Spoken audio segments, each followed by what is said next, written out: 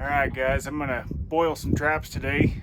Sorry the audio is probably not real great. I can't find my AirPods, but I'm gonna show you some of the different traps. These are my No BS. I like these a lot. These are dogless.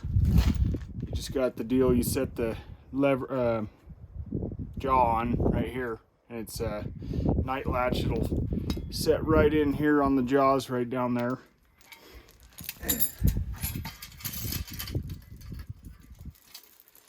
This is my Trapping Partners MB750. It's got a dog right there, and it's just kind of a personal preference thing. Some guys like the dogs a little better, but that is also night latched. And that pan, you drop that down when you're setting it, and you can hear just a little tiny click, and that's how you know you got that pan set down on that night latch there. The main reason we boil traps is to get the smell off of it. You want to get a good boil, probably about 5-10 minutes in the pot at least, if not 15. It just kind of helps get your scent as well as any other scent that could be on it off of there. You do kind of want your traps to rust up a little bit. When you put your dye on, that'll help your dye adhere to the chain, just to kind of help, you know, like if it becomes exposed to the sun, you won't get that glare. That's part of the reason why you dye your traps as well as boil them. Wax is another thing to help keep your scent off of the traps, as well as it'll help, in a sense, lubricate the trap, so it helps it fire. It doesn't necessarily help it keep from freezing, but the main thing is to keep your scent off the trap. So just a quick overview on the trap. This is a drag here. It is designed to catch on some limbs or whatever, and then you got your swivels. You got about 8 foot of chain here, several swivels on it. You got your shock springs, which helps dampen the shock from when the wolves are pulling on it. So when you get a drag and some chain, we like to wrap them up around that, and then you put your trap right over the handle. Makes it pretty easy to carry. So when I boil my traps, get them covered real good, and then this is just a turkey fryer deal that hooks up to propane. That's a 55-gallon drum cut in half.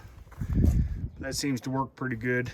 You boil your setters and everything, and it works out good.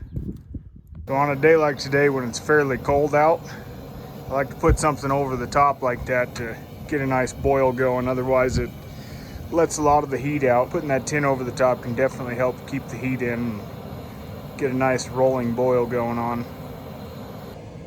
Also, just a side note, when you guys get the traps boiled, I recommend using a pair of gloves that you're not going to use for anything else. Go down and get you a new pair of gloves for trapping and only handle the boiled traps with those gloves. Some of the areas the wolves you'll be trapping are going to be super sensitive to smell. In the spot where I'm trapping, I don't think they're super sensitive to smell right now, but as soon as we get a couple caught, they're going to be getting pretty leery of everything. So after you guys get your traps out of the pot, I recommend putting them in a tote. They're, again, a new one that you're not going to use for anything else, or a box or whatever, just to help keep that scent off the traps. Scent control is a pretty big thing when you're trapping. Obviously, you don't want the wolves to come up and be smelling you or whatever else, machining process all over the traps, any grease or oil, anything like that. So that's the main reason why we boil the traps. Probably cut a 55-gallon barrel in half, one of the metal ones obviously. But yeah, these traps, like these No BS traps I've got, are huge. So they take up a lot of space in the pot. So wolf trapping's a pretty controversial topic. A lot of people don't believe in it, which, you know, everybody's got their own opinion. The main reason why I do it is because it is predator management, and if, you know, we want to have deer and elk to hunt, we got to be managing these predators. So that's the main reason why I trap wolves. The reimbursement doesn't really have anything to do with it. I have way more money invested in these traps and going out and checking my traps not every single day, but every time I go check traps, than I will ever probably get back.